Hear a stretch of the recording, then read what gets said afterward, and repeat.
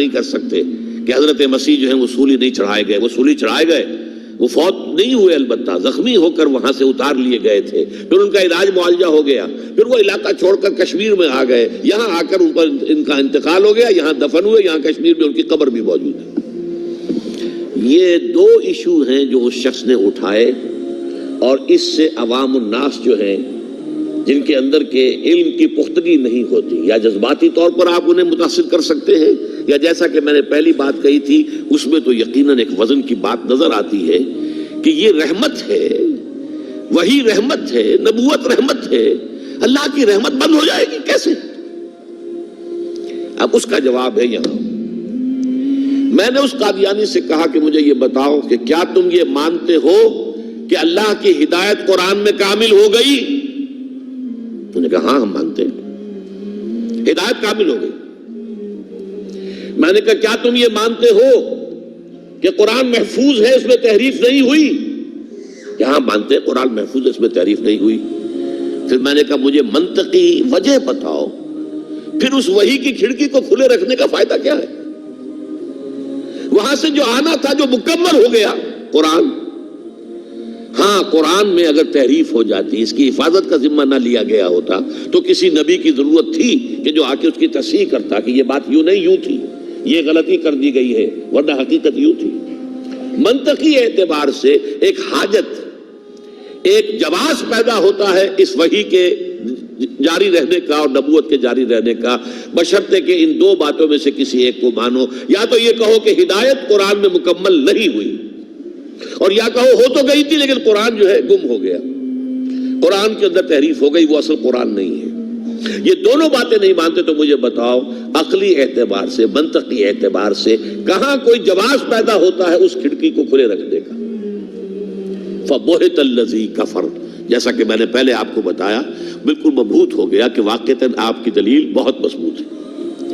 تو یہ پہلی بات ہوئی. پہلا مظہر نبوت کی تکمیل کا کیا ہے کہ وہ ہدایت, فلسفیانہ ہدایت, ایمان کی ہدایت, فکری اور نظری ہدایت جو اللہ تعالیٰ نے انسانوں کو دینی تھی وہ قرآن میں مکمل ہو گئی. دوسرے دین حق دیا گیا, اور دین حق کی بھی تکمیل ہوئی ہے محمد الرسول اللہ پر صلی اللہ علیہ وسلم. اس کی آیت تو میں پہلے ہی آپ کو سنا چکا ہوں, الیوم اکملت لکم دینکم واتممت علیکم نعمتی ورضیت لکم الاسلام دینا. لیکن اس کے بھی پس منظر کو سمجھ لیجئے. جیسے انسان کے ذہنی ارتقاء کے مراحل آئے ہیں, فلسفیانہ شعور میں ترقی ہوئی ہے, اور ہوتے ہوتے وہ اپنے بلوغ کو پہنچا ہے, میچورٹی کو پہنچا ہے, ایسے ہی انسان کے اندر تمدنی طور پر ارتقاء ہوا ہے. ایک دور وہ تھا جب ہمارے آباء و اجداد غاروں میں رہتے تھے, کہیں کوئی اسٹریٹ لائٹ کا سوال نہیں, کہیں کوئی سڑکوں کو صاف کرنے کا سوال نہیں, کہیں کسی کارپوریشن کا, میونسپلٹی کا سوال نہیں, کچھ بھی نہیں. انفرادیت ہی انفرادیت تھی.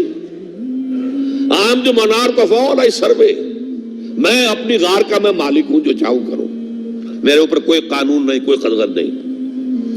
یہ نظام تھا نا, اجتماعیت تھی ہی نہیں, انفرادیت ہی انفرادیت تھی. پھر کیا ہوا؟ قبائلی نظام قائم ہوا. بھائی ہمارا قبیلہ ہے, قبیلے کا ایک سردار ہے, سردار کا حکم ماننا ہوگا. تم فلاں قبیلے کے ہو, اس قبیلے کی روایات یہ ہے, تمہیں اس پر عمل کرنا ہوگا. اب جیسے جیسے اجتماعیت آنی شروع ہوئی, پابندیاں انفرادیت کے اوپر قدغنیں لگنی شروع ہوئی. یہ نہیں کہ جو چاہو کرو, تمہارا تعلق اس قبیلے کے ساتھ ہے, اس کی یہ رسم ہے, اس کی یہ ریت ہے, اس کا یہ رواج ہے, تمہیں اس کو پورا کرنا ہوگا. اور تمہارا جو شیخ قبیلہ ہے, سردار ہے, اس کا حکم ماننا ہوگا. آگے چلیے, شہری ریاستیں وجود میں آئیں, 2 3 4 قبیلے ایک شہر میں آ کے آباد ہو گئے. اب ہر قبیلہ تو اپنی جگہ پر ایک اجتماعی یونٹ ہے, اس کا سردار ہے, اس کا کہنا سب مانتے ہیں. ان قبیلوں کے آپس کے معاملات کیسے طے ہوں گے؟ یہاں سے کانسٹیٹیوشن کا آغاز ہوا. کوئی اصول طے ہوتے تھے کہ ہمارے بین القبائلی معاملات جو ہیں وہ ان اصولوں کے تحت طے ہوں گے. اب میں یہاں مثال دیتا چلوں. حضور کی بعثت کے وقت مکہ مکرمہ ایک قبیلے کا شہر تھا, صرف قریش وہاں رہتے تھے اور کوئی نہیں رہ سکتا تھا. یا قرشی رہے گا یا قرشی کا غلام رہے گا، وہ کوئی بھی ہو، یا قرشی کا حلیف رہے گا، باہر سے کوئی آئے گا تو کسی مکے والے کا حلیف بن کر ٹھہر سکتا ہے ورنہ نہیں ٹھہر سکتا. تو ون ٹرائب سوسائٹی قریش. لیکن مدینہ منورہ it was at a higher level of evolution, social evolution. 5 قبیلے آباد تھے وہاں. 2 تھے sons of the soil, اصل عرب قبیلے، اوس اور خزرج. 3 تھے یہودی جو آ کر وہاں آباد ہو گئے، بنو قریظہ، بنو قینقاع، بنو نذیر. 3 قبیلے. 5 قبیلوں کے آپس میں اب معاہدات تھے نا ان کے درمیان. اب عجیب بات آپ کو سنا رہا ہوں.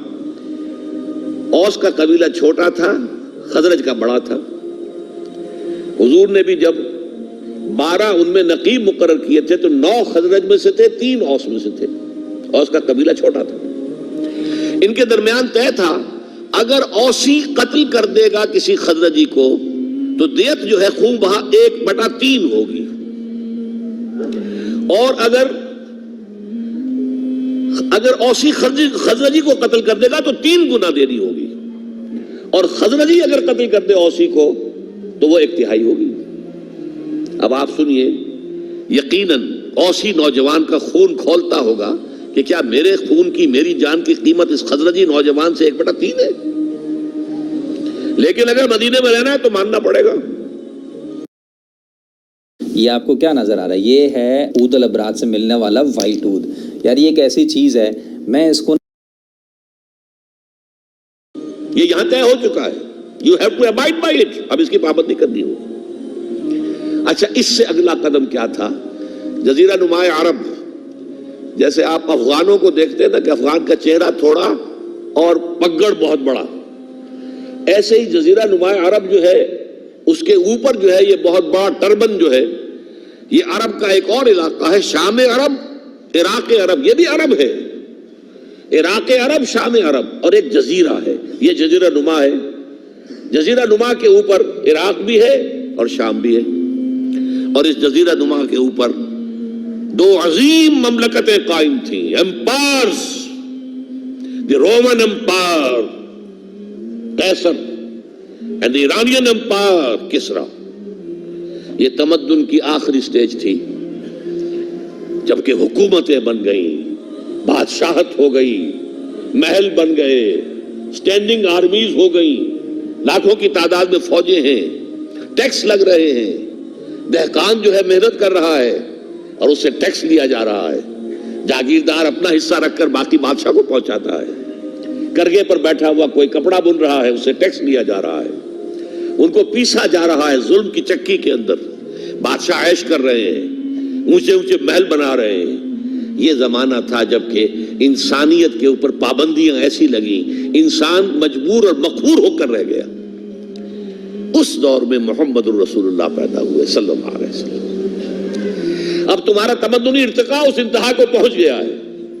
اب اجتماعیت جو ہے اس کا جو ہے دورہ ہے، انفرادیت پس گئی ہے، اس کی آزادیاں ختم ہو گئی ہیں. بادشاہ کا نظام، آپ کو معلوم ہے رومن لیجنز، وہ فوجی ہوتے تھے، ان کے غرق آہن، ذرا کوئی عوام میں بغاوت ہوتی تو کس طرح کو کچلتے تھے. ایرانی فوجی کس طریقے سے کچلتے تھے.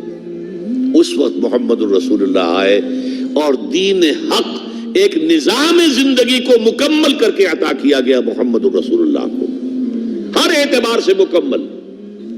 سوشل لیول پر یہ ہدایت ہے اور اکنامک لیول پر یہ ہدایت ہے اور سیاسی سطح پر یہ ہدایات ہیں. ایک مکمل پولیٹیکو سوشو اکنامک سسٹم کی حیثیت سے دین کو کامل کر کے محمد کو عطا کر دیا گیا صلی اللہ علیہ وسلم. جو